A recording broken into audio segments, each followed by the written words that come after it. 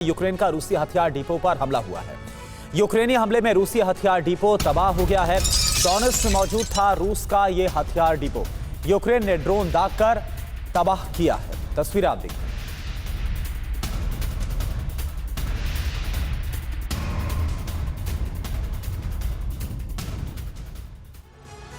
फरवरी 2022 में रूस ने यूक्रेन के खिलाफ युद्ध शुरू किया था। उस वक्त यूक्रेन के डिफेंस को देखकर दुनिया चौंक गई थी और इसके बाद से ही पुतिन यूक्रेन को अमेरिकी हथियार मिलने का दावा करते आ रहे हैं। लेकिन अब इस बात को खुद अमेरिका ने कबूल किया है। दरअसल अमेरिका ने माना है कि 2021 में ही उसने यूक्रेन को हथियारों की सप्लाई शुरू कर दी थी। यानी कि जंग के पहले से ही अमेरिका यूक्रेन को हथियार दे रहा था। ऐसे में सवाल है कि क्या वाकई में यूक्रेन में जंग भड़काने के पीछे अमेरिका का हाथ है? क्या इस युद्ध की रूपरेखा जो बाइडेन ने साल 2021 में खींच दी थी? इस रिपोर्ट में आप देखिए। तारीख सितंबर 2021, जगह वॉशिंगटन, अमेरिका। राष्ट्रपति बनने के बाद व्लादिमीर ज़ेलेंस्की दूसरी बार अमेरिका पहुंचे थे।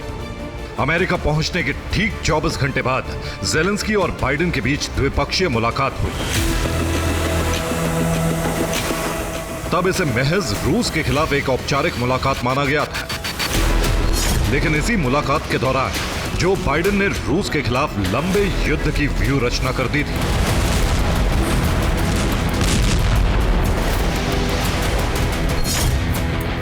इस बात का खुलासा किसी और ने नहीं बल्कि अमेरिकी विदेश मंत्री और जो बाइडेन के विश्वसनीय एंटनी ब्लिंकन ने किया है। ब्लिंकन ने एक साक्षात्कार के दौरान यह कबूला कि युद्ध शुरू होने से पहले ही यूक्रेन को हथियारों की सप्लाई शुरू कर दी गई थी।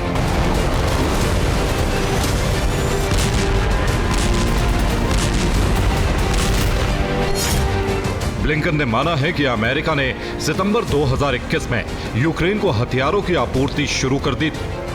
दिसंबर 2021 में एयर डिफेंस सिस्टम भेजने की योजना बन चुकी थी। युद्ध से पहले जेवलिन और स्ट्रिंगर मिसाइलों का पहला जखीरा यूक्रेन भेज दिया गया था।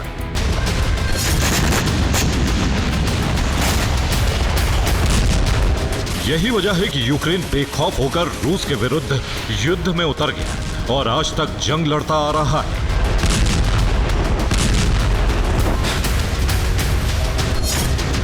इधर अमेरिकी खुलासे के बीच यूक्रेन बेहद आक्रामक हो गया।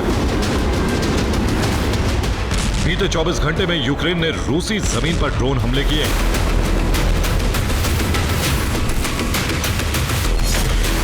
यूक्रेन ने रूस के 5 शहरों पर 62 ड्रोन अटैक किए। बेलगोरोद में यूक्रेन ने 37 ड्रोन अटैक किए, जबकि ब्रियांस्क पर 20 ड्रोन दागे। वोरोनिश पर 2 ड्रोन हमले किए। इसके अलावा लेनिनग्राद पर 1 ड्रोन हमला किया और रोस्तोव पर 2 ड्रोन दागे।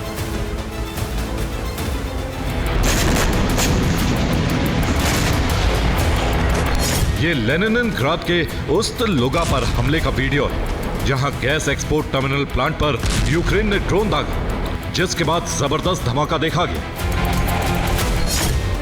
उस्त-लुगा यूक्रेन बॉर्डर से 860 किलोमीटर दूर मौजूद है। बाल्टिक सागर के करीब मौजूद उस्त-लुगा रूस का गैस एक्सपोर्ट हब है। यहां रूस हर साल 13 मिलियन टन गैस उत्पादन करता है। माना जा रहा है कि यूक्रेन रूसी एनर्जी इंफ्रास्ट्रक्चर को ध्वस्त करना चाहता है।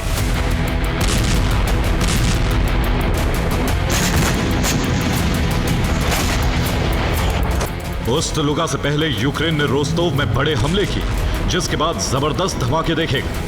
दावा है कि यूक्रेन ने यहां रूस के मिलेरोवो मिलिट्री एयरबेस को टारगेट किया है। हालांकि एयरबेस पर कितना नुकसान हुआ है, इसे लेकर अब तक कोई रिपोर्ट सामने नहीं आई है।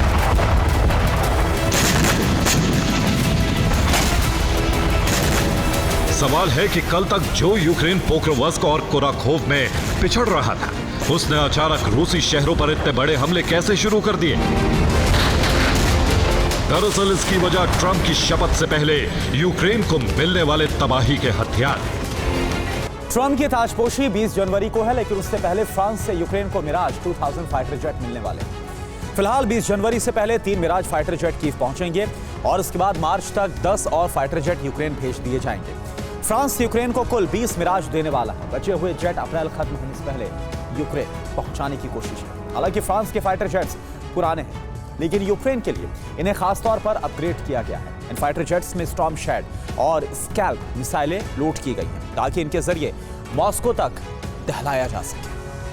सिर्फ इतना ही नहीं, विदेशी मीडिया रिपोर्ट्स की माने तो बाइडेन भी यूक्रेन को ATACMS मिसाइल की खेप भेजने वाले हैं। ये बाइडेन प्रशासन में यूक्रेन को मिलने वाली आखिरी मिसाइलों की खेप होगी। दावा इस बात का किया जा रहा है कि ट्रंप की शपथ से पहले मिसाइलें यूक्रेन पहुंच जाएंगी। यूक्रेन न सिर्फ लंबी जंग के लिए हथियार जुटा रहा है, बल्कि उसने विदेशी लड़ाकों की भर्ती भी शुरू कर दी है।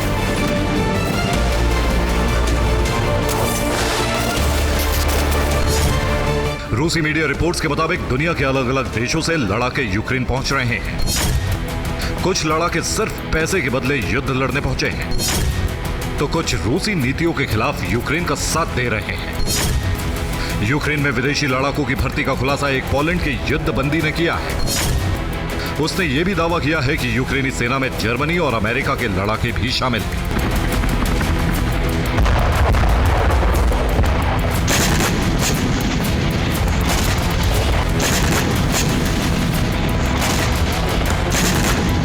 साफ है, जो बाइडेन ने युद्ध से पहले ही यूक्रेनी गोदामों को बारूद से भर दिया था और अब जाने से पहले भी यूक्रेन को मजबूत कर रहे हैं।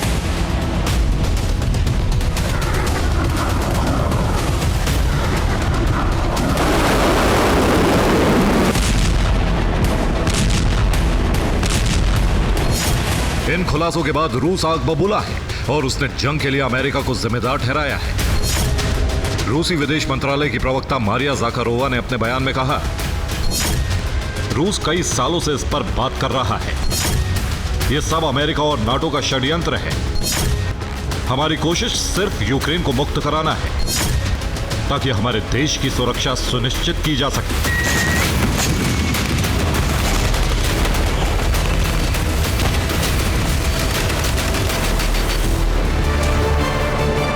रूस चाहे जो कहे, लेकिन यूक्रेन को होने वाले आपूर्ति से ज़ेलेंस्की सेना का जोश हाई है और जिन मोर्चों को यूक्रेन हार चुका था, अब उसने उन इलाकों पर वापस कब्जे की कोशिश शुरू कर दी।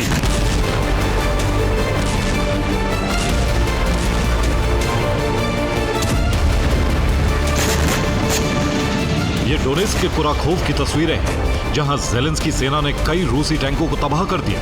1 जनवरी को यहां रूस का कब्जा हो गया था। दावा है कि यूक्रेन सेना ने कुराखोव से रूस को खदेड़ना शुरू कर दिया है। खार्किव में यूक्रेन ने रूसी मिलिट्री ऑयल डिपो पर बड़ा हमला किया है। दावा है कि हमले में ऑयल डिपो का एक बड़ा हिस्सा जलकर खाक हो गया। यह वीडियो खार्किव का है, जहां यूक्रेन सैनिक ट्रेंच में रूसी सैनिकों को मौत के घाट उतारते नजर।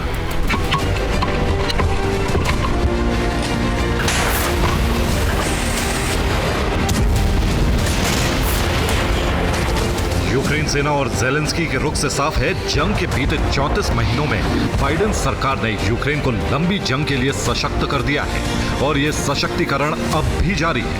ऐसे में ट्रंप के दबाव में भी वो जंग से पीछे हटने वाले नहीं। Bureau report, TV9 Bharat. रूस के क्रास्नोदार में यूक्रेन का सेबोटाज हमला हुआ। इलेक्ट्रिक सब स्टेशन में जबरदस्त धमाका हुआ है, धू-धू कर जलता दिखा रूसी इलेक्ट्रिक सब स्टेशन। ये देखिए आप। Ой-ой-ой.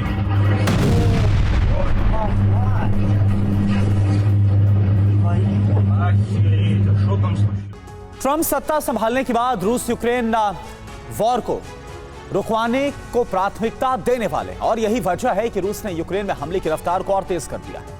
कोशिश अधिक से अधिक इलाके पर कब्जे की है ताकि यूक्रेन बेहद कमजोर हालात में हो और सीजफायर रूस की शर्तों पर हो पाए। ट्रंप का प्लान क्या है ये तो दुनिया नहीं जानती, लेकिन पुतिन यूक्रेन के नक्शे को बदलकर उसे एक खास इलाके में समेटने की कोशिश में जुट गए। 2025 का हर मिनट, हर लम्हा पुतिन के लिए कितना अहम है, हमले की इस रफ्तार से समझा जा सकता है।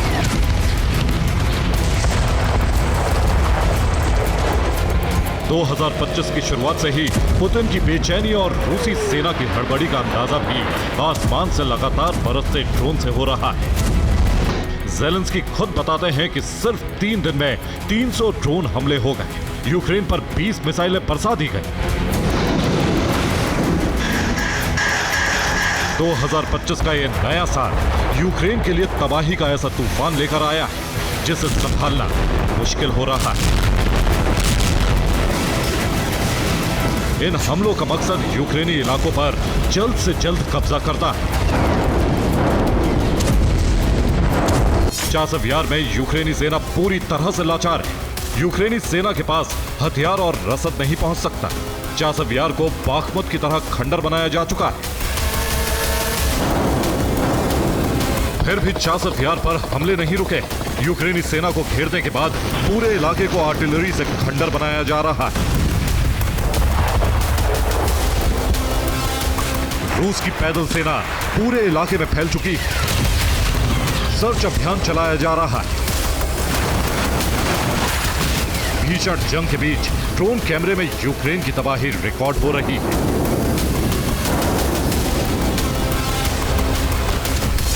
यूक्रेन के टैंक और वाहनों को भस्म किया जा रहा है। यूक्रेनी इलाके खंडर बन चुके हैं। वीरान शहरों में धमाके हो रहे हैं। यूक्रेन के बड़े बड़े कारखाने चल रहे हैं।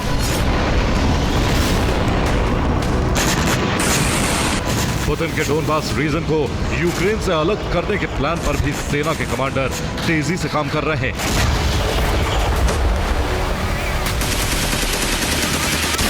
लुहांस्क से लेकर डोनेत्स्क तक कब्जा अभियान तेजी से चलाया जा रहा है। भीषण जंग के बीच दोनों मोर्चे पर यूक्रेनी सेना लगातार कमजोर पड़ रही है। डिप्रोपेट्रोवस्क के निकोपोल पर शनिवार को ड्रोन और मिसाइलों से हमला हुआ। इस इलाके के बाजार, फायर ब्रिगेड स्टेशन और कुछ रिहायशी इमारतें तबाह हो गई।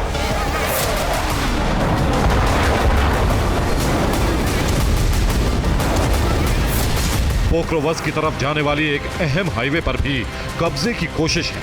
यह हाईवे डोनेत्स्क से कॉन्स्टेंटिनोवा तक जाती है। सिर्फ 2 किलोमीटर का इलाका कब्जे से बच गया है।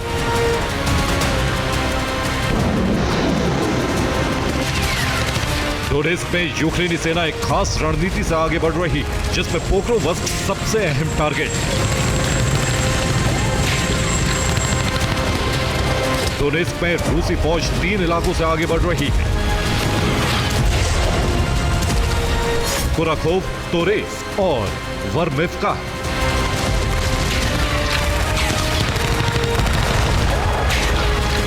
रूसी सेना ने फिलहाल डोनेत्स्क में पूरी ताकत झोंक दी है। एक ही दिन में 150 तक हमले किए जा रहे हैं।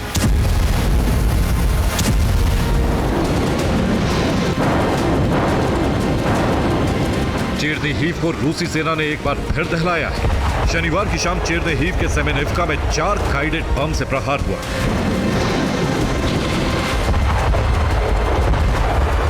रूस फिलहाल यूक्रेन में 3 तरफ से हमले कर रहा है।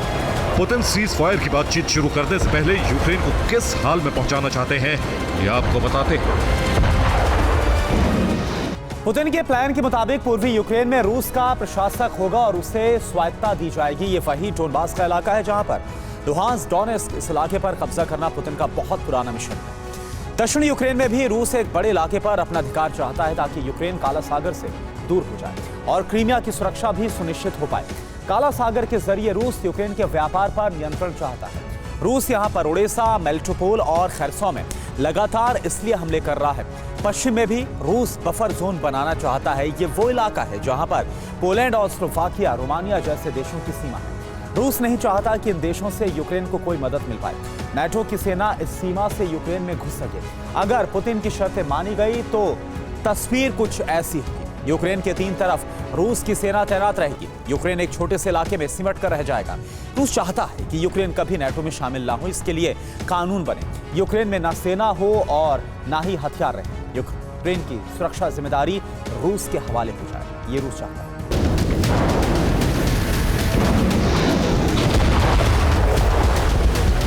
पुतिन को अब यूक्रेन में ज़ेलेंस्की सरकार भी मंजूर नहीं। पुतिन यूक्रेन में तख्ता पलट कराने की कोशिश में। ट्रंप रूस की सभी शर्तें मान लेंगे, ये मुश्किल लगता है क्योंकि युद्ध में कई नाटो देशों के हथियारों का इस्तेमाल हुआ। नाटो देशों ने अमेरिका के नेतृत्व में ही यूक्रेन की मदद की। ट्रंप भी नहीं चाहते हैं कि दुनिया में रूस के आगे अमेरिका के झुकने का संदेश जाए, दुनिया में यूक्रेन से धोखा करने का संदेश फैले। बफर जोन के नाम पर पोलैंड और रोमानिया के बॉर्डर पर रूसी सेना तैनात।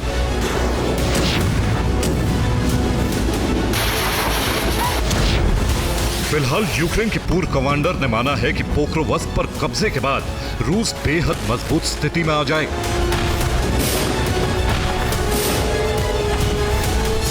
बेलगोरोद के रास्ते रूस आसानी से खार्किव पर कब्जा कर लेगा, जबकि पोक्रोवस्क से रूसी फौज निप्रो तक पहुंच जाएगी और फिर जैपोरिजिया पर भी कब्जा आसान होगा। दूसरी तरफ खेरसोन पर भी कब्जा होना तय माना जा रहा है।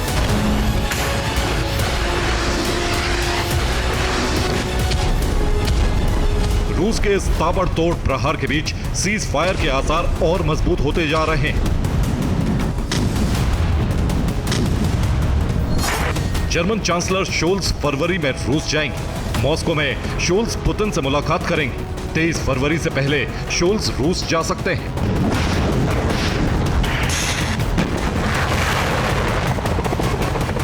माना जा रहा है कि शोल्स नाटो के दूत की तरह पुतिन से बात कर सकते हैं, क्योंकि इसके ठीक बाद यानी मार्च में ट्रंप और पुतिन की मुलाकात हो सकती है। यानी रूस को यूक्रेन पर कब्जे के लिए थोड़ा और वक्त मिल सकता है।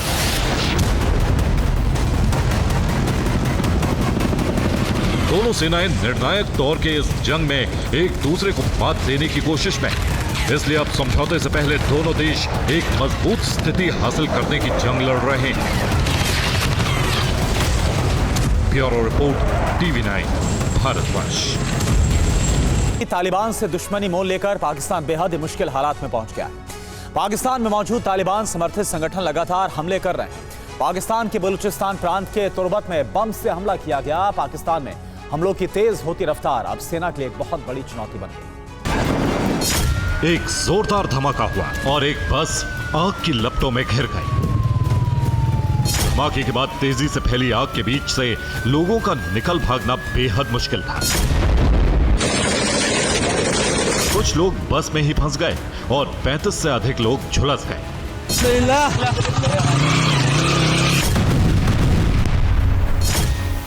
हमला बलूचिस्तान प्रांत के तुर्बत में हुआ। धमाका कराची से तुर्बत जा रही बस में हुआ। सेना के मुताबिक IED से विस्फोट किया गया।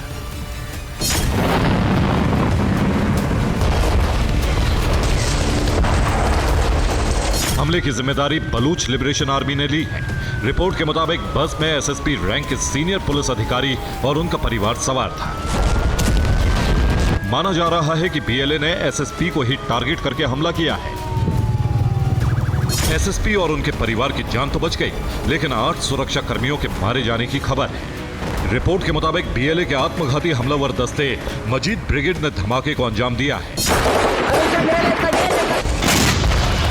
डूरंड लाइन पर संघर्ष के बीच तालिबान ने बलोच और TTP दोनों को एक्टिव कर दिया है। शीर्ष अफगान तालिबान अधिकारी शेर मोहम्मद अब्बास तानिक जई ने पाकिस्तान को नष्ट करने की धमकी दी।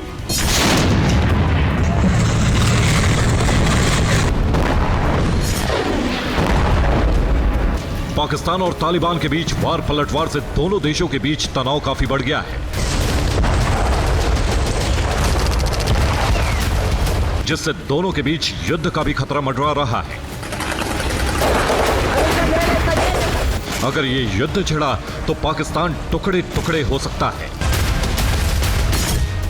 तालिबान सरकार अफगानिस्तान पाकिस्तान सीमा रेखा डूरंड लाइन को काल्पनिक कहती है। डूरंड लाइन से वो समुदाय अलग हो गए जो सदियों से साथ थे। पश्तून आबादी डूरंड लाइन के दोनों ओर है। बहुत सारे पश्तून आबादी वाले इलाके अफगानिस्तान में भी हैं और पाकिस्तान के NWFP में बड़ी आबादी पश्तूनों की है।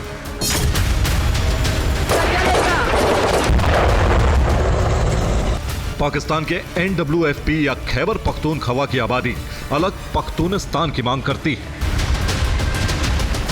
इसीलिए इस इलाके में TTP यानी तहरीक तालिबान पाकिस्तान सक्रिय है और पाकिस्तानी सेना पर हमले करता रहता है। तालिबान पाकिस्तान के इस इलाके को अलग करने की जंग शुरू करने वाला है।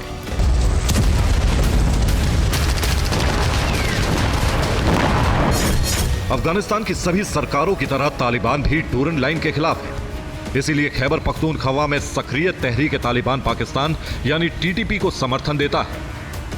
तालिबान सरकार ने पाकिस्तानी जमीन पर पकड़ बढ़ाने के लिए टीटीपी के साथ साथ बलूचिस्तान में सक्रिय सशस्त्र विद्रोही गुटों से भी गठजोड़ कर लिया है।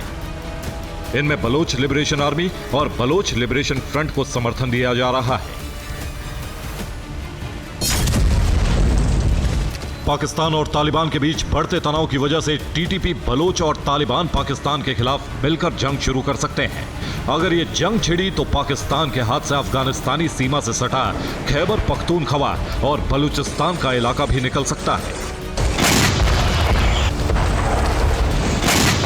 Bureau report, TV9 भारतवंश।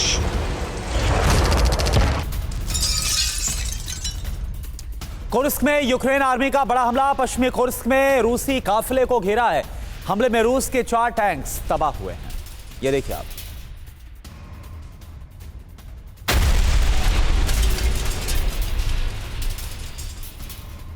यूक्रेन के खिलाफ जारी रूस की जंग में पुतिन की रणनीति का केंद्र अब कुर्स्क है।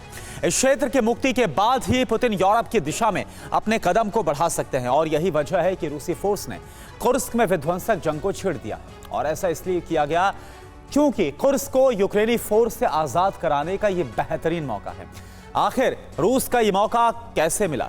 क्या पुतिन की रणनीति से यह मौका बना है या फिर ज़ेलेंस्की की गलती यूक्रेनी सेना पर भारी पड़ी है? आप देखिए इस रिपोर्ट के जरिए। रूस का कुर्स्क मुक्ति संग्राम, AFU से कब्जे का इंतकाम।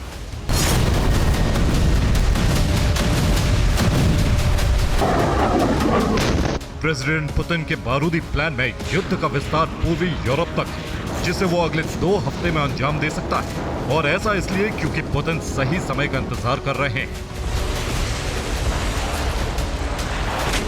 जिसके केंद्र में है कुर्स्क, जिसकी मुक्ति के साथ ही युद्ध के विस्तार की रणनीति को धरातल पर उतार दिया जाएगा।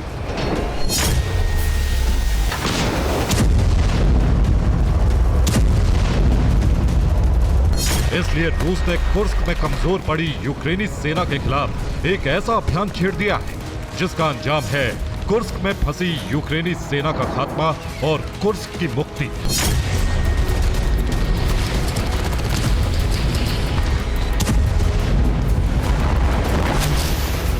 इस अभियान के तहत इसी सेना ने वो किया है जिसकी कल्पना शायद ही ज़ेलेंस्की के थिंक टैंक्स ने कुर्स्क में एंट्री के समय की होगी।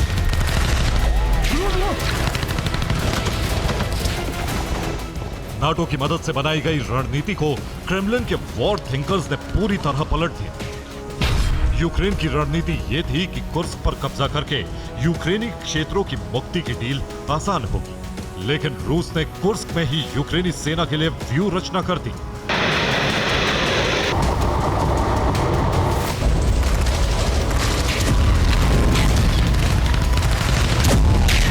और अब मौके का फायदा उठाकर रूसी फाइटर्स ने कुर्स्क में यूक्रेनी सेना पर घातक टारगेटेड हमले शुरू कर दिए।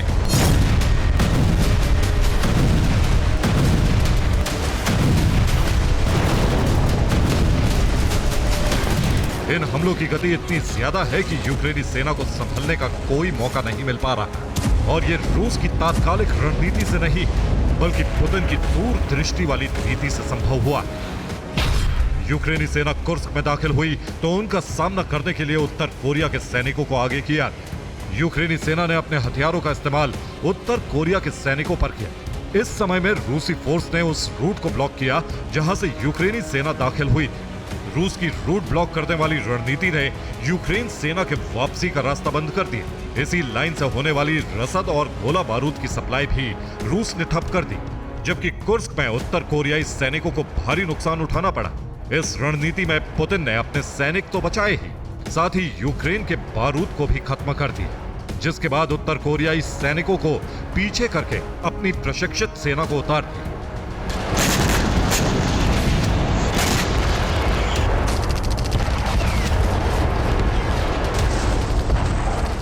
पुतिन के इस प्लान से उत्तर कोरियाई सैनिकों में यूक्रेनी सेना को लेकर बदले की भावना पनपने लगी, जिसका असर प्योंगयांग तक दिखा। तो वहीं रूसी सेना ने चौतरफा घेराव करते हुए यूक्रेनी सैनिकों को निशाना बनाना शुरू कर दिया।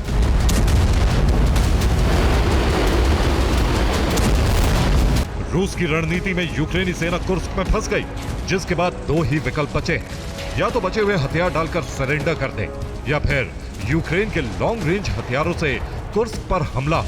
लेकिन दोनों ही विकल्प मौजूदा हालात में संभव नहीं, क्योंकि ज़ेलेंस्की चाहते हैं कि उनकी फोर्स 20 जनवरी तक कुर्स्क के मोर्चे पर डटी रहे। तो वहीं पुतिन ने यूक्रेन के लॉन्ग रेंज वेपन रोकने के लिए अपने शक्तिशाली डिफेंस एक्टिवेट कर दिए हैं।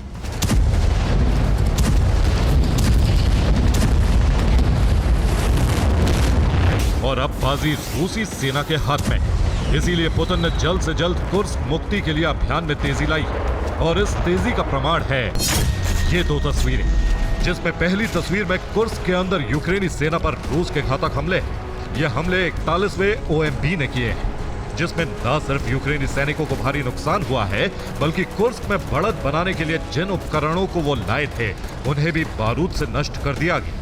वहीं दूसरी तस्वीर में रूस का आसमानी बारूदी वाहक Su-34 है, जिसने AFU के कब्जे वाले ठिकानों पर रात भर हमले किए। हालांकि इस हमले में रूस को कितनी कामयाबी मिली इसका आकलन नहीं, लेकिन दावा है कि सभी निशाने सटीक। लेकिन सवाल रूस को मिली इस बढ़त पर है। आखिर पुतिन ने अपने प्लान को कैसे एक्टिव किया, कैसे कुर्स्क में यूक्रेनी सेना के लिए चक्रव्यूह रच दिया, और कैसे रूसी योद्धा उन पर कहर बनकर टूट गए। जवाब क्रमवार देखिए।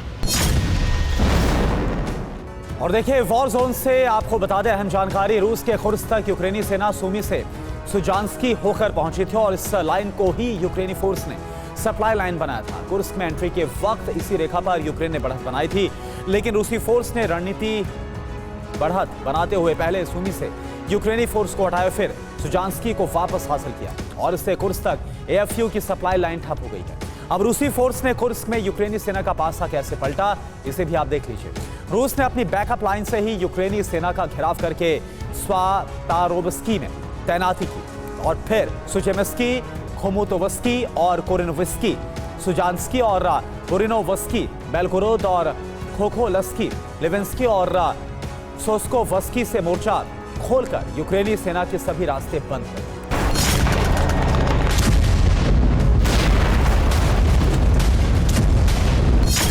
यूक्रेनी सेना का कुर्स्क में रोटेशन ठप करने के लिए रूसी सेना मुस्तैद है।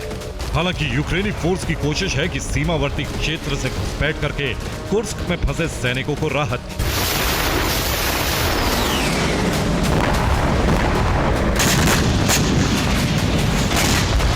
लेकिन राहत की यह उम्मीद रूस के Mi-28 NM हेलीकॉप्टर ब्रिगेड ध्वस्त कर रही। अगर यूक्रेनी फोर्स मैनपैड से सरफेस टू एयर हमले भी कर रहे हैं, तो रूसी चॉपर ऊंचाई पर उड़ान भरकर या हीट ट्रैप फायर करके उसे नाकाम कर रहे हैं।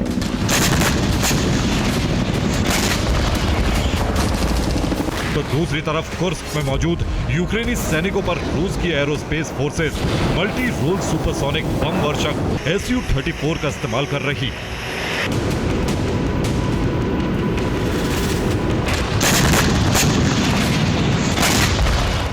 जिसमें यूक्रेनी सेना को भारी नुकसान होने का अनुमान। फिलहाल जो जानकारी मिली है वो बता रही है कि कुर्स्क की जंग में यूक्रेन ने अपने 48,000 सैनिक खो दिए।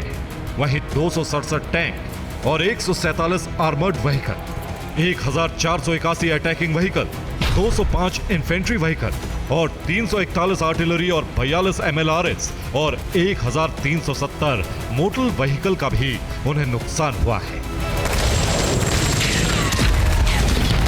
इसका मतलब है कि कुर्स्क में यूक्रेनी सेना की ताकत पूरी तरह से खत्म हो चुकी है, और अब बाजी रूसी सेना के हाथ में है, जिसके सैन्य अभियान के तहत पिछले 2 दिनों में यूक्रेनी सेना पर तबाही के बादल मंडराए।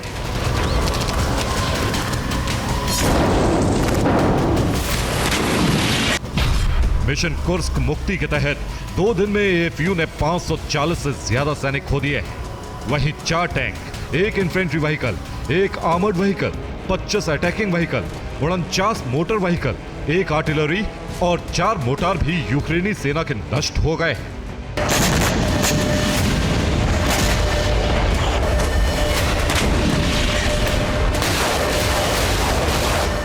ये आंकड़े बताते हैं कि यूक्रेनी सेना फंस चुकी है और इतनी बुरी तरह फंसी है कि उनके सामने दो ही रास्ते हैं, सरेंडर या रूसी बारूद से मौत। हालांकि वो अभी पीछे हटने को तैयार नहीं।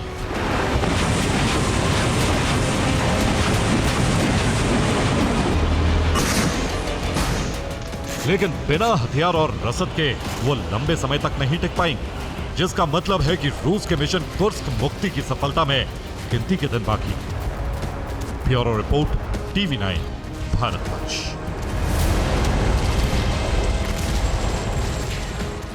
और देखिए, इजराइल एक बड़े संकट में घिरने वाला है क्योंकि ईरानी प्रॉक्सी ने एकजुट होकर इजराइल को दहलाने का ब्लूप्रिंट तैयार कर लिया है। इजराइल को अब कई मोर्चों पर एक साथ लड़ना पड़ सकता है और इन सब के बीच ईरान ने भी युद्धाभ्यास करके अपने तेवर दिखा दिए हैं कि वो कभी भी इजराइल से बदला ले सकता है। अगर ऐसा हुआ तो इजराइल पलटवार जरूर करेगा। इजराइल के मंसूबे को देखते हुए चीन और रूस ने ईरान को हथियारों की सप्लाई बढ़ा दी है। रूस फाइटर जेट और डिफेंस सिस्टम भेज रहा है, जबकि चीन सीक्रेट हथियारों की खेप भेज रहा है। अरब में कई मोर्चों पर युद्ध चल रहा है। ऐसे में कभी भी एटमी जलजला आ सकता है। हालात काफी गंभीर होते जा रहे हैं। अभी जो मोर्चे खुले हुए हैं उनके नाम सुन लीजिए। पहला और सबसे विनाशक मोर्चा सीरिया बना हुआ है, जहां सीरिया पर कब्जे के लिए अलग अलग विद्रोही गुट आपस में भिड़ रहे हैं। इजराइल और तुर्की भी सीरिया के बाहरी हिस्सों पर कब्जा करना चाहते हैं।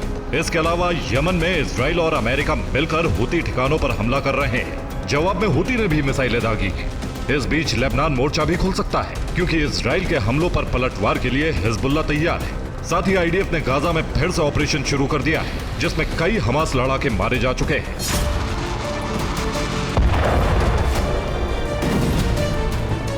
जाते जाते बाइडेन एक तरफ यूक्रेन को बड़ी सैन्य मदद भेज रहे हैं, दूसरी तरफ अरब में भी सबसे खौफनाक चैप्टर लिखा जा रहा है।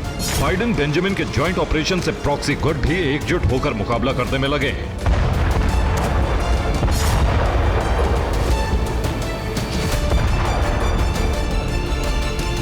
यानी अब अरब में मौजूद अमेरिका के सैन्य ठिकानों पर हमले किए जाएंगे। साथ ही इजराइल को भी बड़े हमले के लिए तैयार रहना होगा, क्योंकि हिजबुल्लाह के चीफ नईम कासिम ने कहा है इजराइल लेबनान में हमले कर रहा है। अब 60 दिन तक धैर्य रखना मुश्किल होता जा रहा है।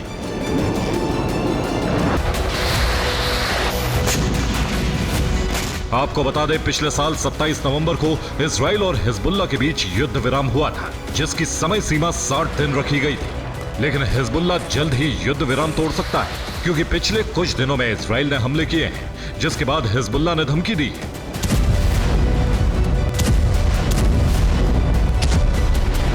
हिजबुल्लाह हुती के अलावा हमास फिर से गाजा में एक्टिव हो रहा है, जिससे घबराकर आईडीएफ ने ताबड़तोड़ हमले शुरू कर दिए हैं। खास तौर से खान यूनिस को टारगेट किया जा रहा है।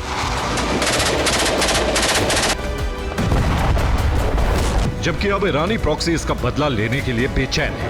उनकी ताकत लगातार बढ़ रही है, क्योंकि ईरान से हथियार लगातार हुती और हिजबुल्लाह को सप्लाई किए जा रहे हैं, जिनके दम पर हुती टास्क फोर्स की मिसाइल को इंटरसेप्ट कर पा रहा है।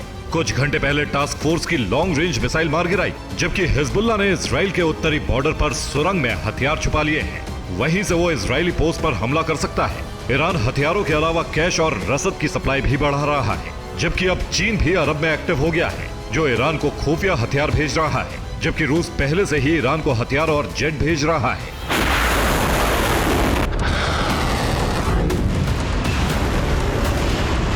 ईरान की सैन्य शक्ति भी काफी बढ़ चुकी है। ईरान की ताकत वॉर ड्रिल में दिखाई दी, जिसमें उसके फाइटर जेट भी गरजे और टैंक भी।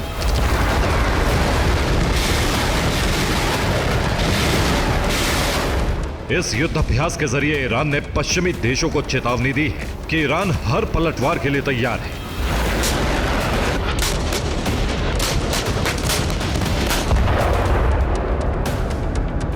यह युद्धाभ्यास पश्चिमी ईरान के करमांचा प्रोविंस में किया जा रहा है, जिसमें नाम दिया गया है द ग्रेट प्रॉफिट 19, यानी ईरान अब हर परिस्थिति के लिए तैयार है।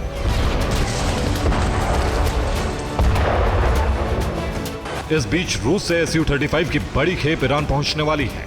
इसका सीधा मतलब है कि ईरान अपनी वायुसेना को हाईटेक कर रहा है, जिससे इजराइल पर एयर स्ट्राइक कर सके। साथ ही रूस से पहले ही ईरान को S-400 मिल चुके हैं, जिन्हें ईरान ने परमाणु ठिकानों की सुरक्षा के लिए लगाया है।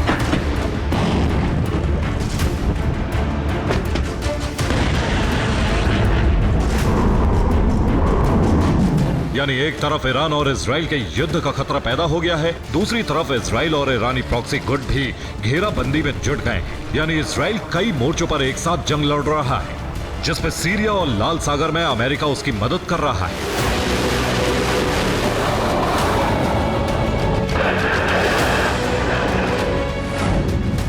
इस बीच ईरान की तरफ से धमकी दी गई है कि कासिम सुलेमानी के रास्ते पर चलना जारी रखा जाएगा। यरूशलेम को यहूदियों से आजाद कराया जाएगा, जिसके लिए यहूदियों का खात्मा जरूरी है।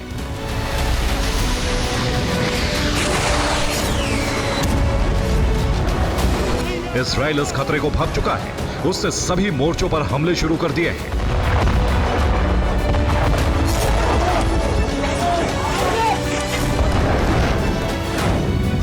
हिजबुल्लाह ने दावा किया है कि तेल अवीव से 300 से ज्यादा रॉकेट दक्षिणी लेबनान पर दागे जा चुके हैं।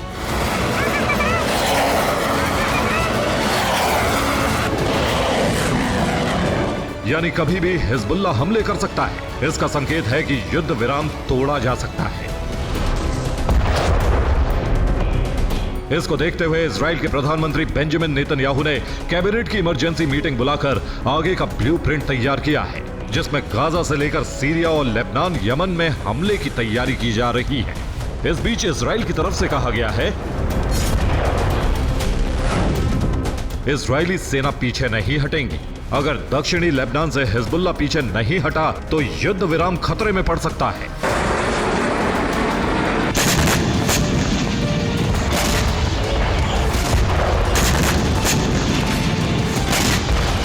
यानी इजराइल भी तैयार है ईरानी प्रॉक्सी गुटों पर हमले के लिए, फिर चाहे कितने ही मोर्चों पर बम क्यों ना बरसाने पड़े। यह संकेत है कि अरब में बारूदी जलजला आ चुका है, जो कभी भी परमाणु युद्ध में बदल सकता है। Bureau report, TV9 Bharatvarsh. Gaza से बड़ी खबर। गाजा में इजराइल की बड़ी एयर स्ट्राइक। जबालिया में रिहायशी इलाकों पर बमबारी की गई है। हमले में 25 से ज्यादा लोगों की मौत का दावा। तो ये गाजा की तस्वीर आपको दिखा रहे हैं। जबालिया में रिहायशी इलाकों पर इजराइल की तरफ से बमबारी की गई है और बड़ा नुकसान पहुंचा है। 25 से ज्यादा लोगों की मौत हो गई है इस बमबारी में।